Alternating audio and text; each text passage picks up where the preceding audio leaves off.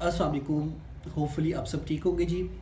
जिस तरह इस प्लेटफॉर्म के ऊपर आपको इम्पॉर्टेंट आर्टिकल की समरी, ग्रामर, एसए, प्रेसी के रिलेटेड लेक्चर्स मिल रहे हैं और इसके साथ साथ हमने बुक रीडिंग स्टार्ट की हुई है। बुक जो हमने स्टार्ट की है sapiens a brief history of human kind, और इसके साथ साथ हमने एक और सीरीज़ स्टार्ट की हुई है हिडन हिस्ट्री के नाम से, जिसकी एक एपिसोड हमने आपके साथ शेयर की थी। आज हम एक और एपिसोड लेके आए हैं। डेफिनेटली हमारी जो फर्स्ट एपिसोड थी, अगर आपने नहीं देखी तो वो भी आप देख सकते हैं इसी प्लेलिस्ट में। वो है जी जो कंट्रोवर्शियल रिलेशंस थे कायदे आज़म मोहम्मद अली जिन्ना और लियाकत अली ख़ान के बिटवीन। एंड फर्दर जी आज की जो हम हिस्ट्री लेके आए हैं, जो हिस्ट्री फैक्ट लेके आए हैं आपके साथ, वो है जी इवेंट जो था 1857 की वॉर का। डेफिनेटली बेटा हमें जो पढ़ाया गया वो ये पढ़ाया गया कि जो 1857 की वॉर थी ये वॉर ऑफ इंडिपेंडेंस थी। इसके साथ साथ हमें ये बताया गया थी कि 1857 की जो वॉर थी बेसिकली वहीं से पाकिस्तान के लिए मुसलमानों ने स्ट्रगल करना शुरू कर दी थी। तो जब हम फैक्ट्स को देखते हैं, जब हम स्पेशली जो मर्डर ऑफ हिस्ट्री बाय के अजीज़ साहब की बुक है उनमें हम कुछ फैक्ट्स को देखते हैं तो हमें पता चलता है कि नहीं, ऐसा नहीं था। क्योंकि उस वक्त जो 1857 की वॉर थी तो अकॉर्डिंग टू के अजीज़ कि वो जी सिर्फ़ और सिर्फ एक एरिया की मज़ाहमत थी, जस्ट फॉर सम गेंस, उनके कुछ पर्सनल गेंस थे उसमें। और वो जो वॉर थी वो ओवरऑल सिर्फ दिल्ली और उसके कुछ मुल्हक्का एरियाज़ में थी, जबकि इसके अलावा जो सारा का सारा सब कॉन्टिनेंट था जो मुसलमानों से भरा पड़ा था वो बिल्कुल आराम से शांति से रह रहा था जी। और वहाँ पे इस तरह की कोई भी खबर नहीं थी कि ऐसा कोई रिवॉल्ट हुआ है या कोई ऐसी मज़ाहमत हो रही है, ऐसा कुछ नहीं था। और जितने भी हिस्टोरियन हैं, चाहे वो इंडियन हिस्टोरियन हो, चाहे वो पाकिस्तानी हिस्टोरियन हो, चाहे वो जी कोई फॉरेन हिस्टोरियन हो, वो सभी इसको कंसीडर करते हैं कि ये एक जस्ट बगावत थी जो अंदर से हुई थी जी। कोई फ़ौज में से कुछ हो गई, कुछ उसमें फिर रिलीजियस आंसर शामिल हो गए, फिर इस तरह से ये सिर्फ एक बगावत थी जो कुछ लोगों ने की थी। और डेफिनेटली इसको बाद में नाम दे दिया गया इस चीज़ का। एंड अगर हम उस टाइम पे बहादुर शाह जफ़र का भी जो बिहेव देखते हैं तो वो भी एम्बिविलेंट था, यानी कि दोगला था जी। बिकॉज उस टाइम पे जो कुछ नोबल्स थे, जब उनसे जो फाइटर्स ने मदद चाही फूड के लिए, फिर इस तरह से जो उनको रिक्वायरमेंट्स थी, तो उन्होंने इनकार कर दिया था। बहादुर शाह जफ़र भी कहते थे कि हम जो हैं वो ब्रिटिश के साथ बात कर लेते हैं। सो इन सब चीज़ों को हम डिटेल में देखते हैं, कुछ हिस्ट्री को देखते हैं। हम स्टार्ट करते हैं 1759 से टू 1857 तक जी।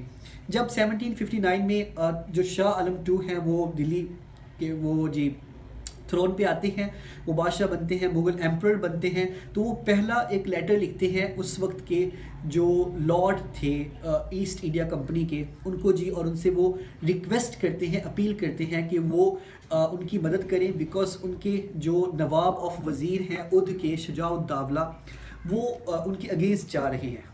तो इसको जी ब्रिटिश की तरफ से डिफ्यूज़ कर दिया जाता है। और उसकी फिर क्योंकि बादशाह ख़ुद को बहुत वीक महसूस कर रहा था, बिकॉज वो कंसिडर कर रहा था कि वो इतना वीक है कि वो जो मराठा सल्तनत है उसका भी मुकाबला अकेले नहीं कर सकता। तो जब वो रिक्वेस्ट करता है उस वक्त की ईस्ट इंडिया कंपनी के लॉर्ड को, तो वो इसको जी वो इसको रिफ्यूज़ करता है। और फर्दर जब वो रिफ्यूज़ कर देता है इस रिक्वेस्ट को, तो बादशाह उससे रिक्वेस्ट करता है कि उसको असाइलम दिया जाए अगर उनकी मराठा से जंग हो जाती है कलकत्ता में, सॉरी कि कलकत्ता में उसको असाइलम मिले अगर उनकी मराठा से जंग हो जाती है तो इसको भी रिफ्यूज़ कर दिया जाता है। तो फिर वो मीर कासिम के साथ जाके मिल जाता है। बेसिकली मीर कासिम ब्रिटिश के अगेंस्ट होता है। फिर जिस तरह से बैटल ऑफ बॉक्सर होती है 1764 में, तो उसमें भी शाह आलम II ने ब्रिटिश के अगेंस्ट नहीं लड़े थे। शाह आलम II जो मुग़ल एम्परर थे, उसमें डेफिनेटली मीर कासिम हारता है। फिर एक एग्रीमेंट साइन होता है, ट्रीटी ऑफ इलाहाबाद 1765, और ब्रिटिश जो है वो और एरियाज़ को ऑक्यूपाई करता है, उड़ीसा है, बिहार है।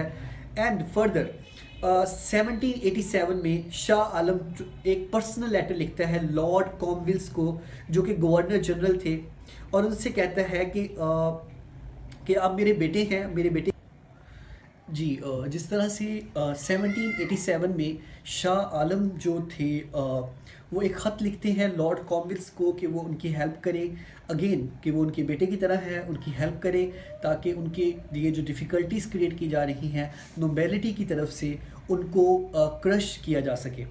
बट उसको फिर से इग्नोर कर दिया जाता है। एंड देन वो अफ़गानिस्तान के जो किंग हैं उनको ख़त लिखते हैं 1796 में, और उनका नाम था जी ज़मान शाह, जिसका उनको कोई आंसर नहीं मिलता है। फिर फर्दर हिंदू सिंधिया आते हैं उनको रेस्क्यू करने के लिए, और वो एक कॉन्ट्रैक्ट करते हैं ग़ुलाम कादिर रोहिल्ला के साथ, और फिर वहीं पे रह जाते हैं। फिर वो वहाँ पे हुकूमत करना शुरू कर देते हैं।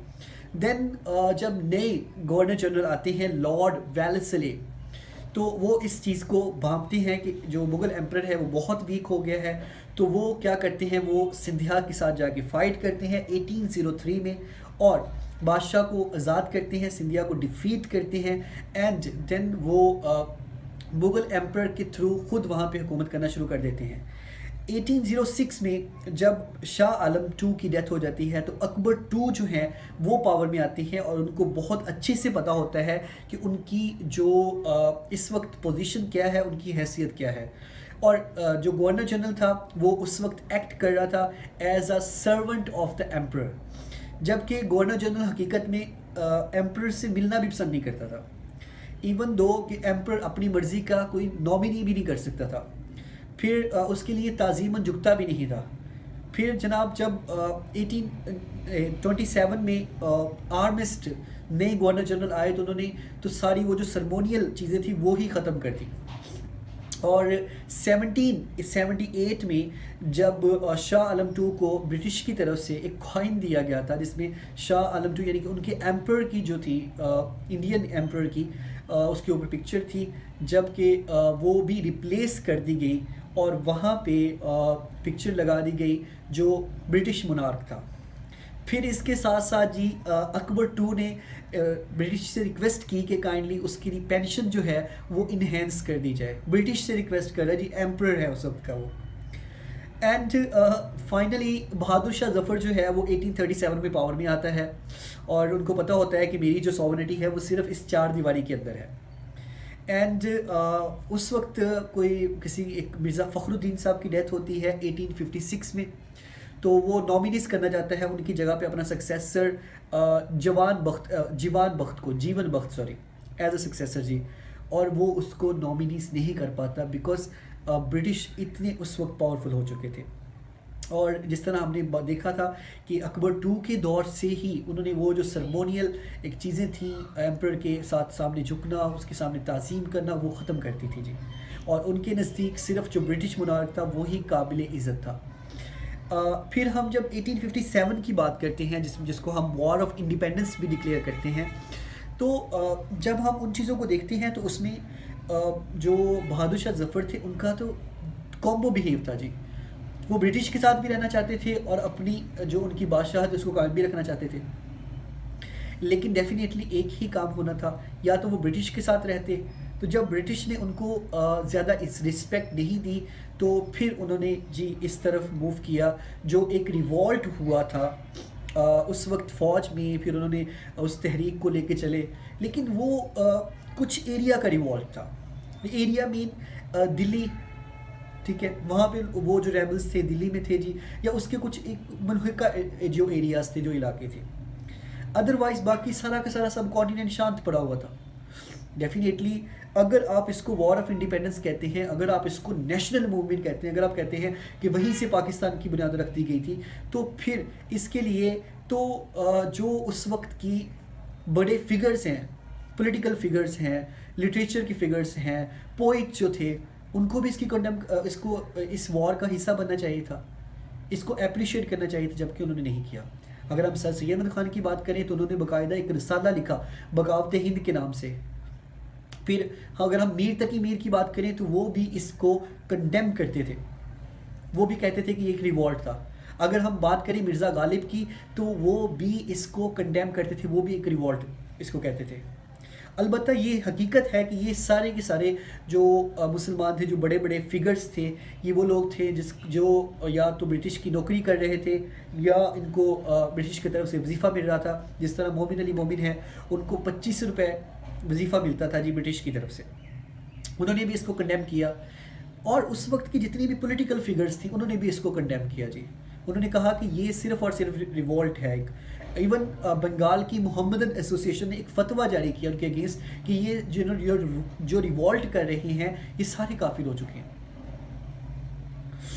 एंड फर्दर जी एक और इसमें इम्पॉर्टेंट फैक्ट आपके साथ मैं डिस्कस करूँगा कि सर सैयद अहमद ख़ान को अगर हम देखते हैं तो वो डेफिनेटली उस वक्त नौकरी भी कर रहे थे ब्रिटिश की, लेकिन जो उन्होंने रिसाला लिखा था उसमें उन्होंने वो फैक्ट्स भी बताए थे, वो कुछ हालात भी, सर्कमस्टेंसेस भी डिस्क्राइब किए थे कि जिनमें वो कुछ लोगों की तरफ से पॉलिटिकल गेंस के लिए या कुछ पर्सनल गेंस के लिए फिर उसको रिलीजियस मूवमेंट में बदलने की कोशिश की गई। उन सर्कमस्टेंसेस को डिस्क्राइब किया गया था जो वो रिवोल्ट हुआ था। होपफुली इसी तरह से अगर हम जब हिस्टोरियन की बात भी करते हैं, जितने भी हिस्टोरियन हैं जी, चाहे वो फॉरेनर्स हैं, पाकिस्तानी हैं, इंडियंस हैं, वो सभी के सभी जी इसको एक रिवॉल्ट करार देते हैं। बिकॉज अगर ये नेशनल लेवल की मूवमेंट होती तो डेफिनेटली पूरा का पूरा सब कॉन्टिनेंट निकलता, लेकिन ऐसा नहीं था। यही वो चीज़ें थी जो हमें सिर्फ ये बताई गई कि वो एक बहुत बड़ी मूवमेंट है। हमें पढ़ाया भी यही जाता है कि वो एक बहुत बड़ी मूवमेंट थी, जबकि ऐसा नहीं था जी। वो कोई बहुत बड़ी मूवमेंट नहीं थी। और उस वक्त डेफिनेटली जो एक मूवमेंट थी, जो एक वो रिवॉल्ट था, उसकी क़यादत में भी बहुत सारे मसले थे। ये वो फैक्ट्स हैं जी जो हमने आपके साथ शेयर किए मर्डर ऑफ हिस्ट्री से, के अजीज़ साहब की बुक है। होपफुली ये वो चीज़ें हैं जो आप लोगों के लिए नई होंगी, जो आपने पहले नहीं आपको पता होगा। सो अगर आपको इस तरह की और भी वीडियोस चाहिए और भी आपको फैक्ट्स चाहिए, डेफिनेटली आपकी अभी तक जितनी भी एक चीज़ों की अबाउट एक थिंकिंग बनी हुई है, हो सकता है कि वो गलत हो, तो आप हमें कमेंट में बताइएगा, हम उसके ऊपर वीडियो लेके आएंगे। एंड फर्दर हम ये जो हमारी सीरीज़ है ये इसी तरह से कंटिन्यू रहेगी। ये आज की हमारी एपिसोड 2 है और फर्दर हम जी इसको लेके आएंगे जी। अगर आपको ये अच्छी लगे तो चैनल को सब्सक्राइब करें, वीडियो को शेयर करें। Thank you so much.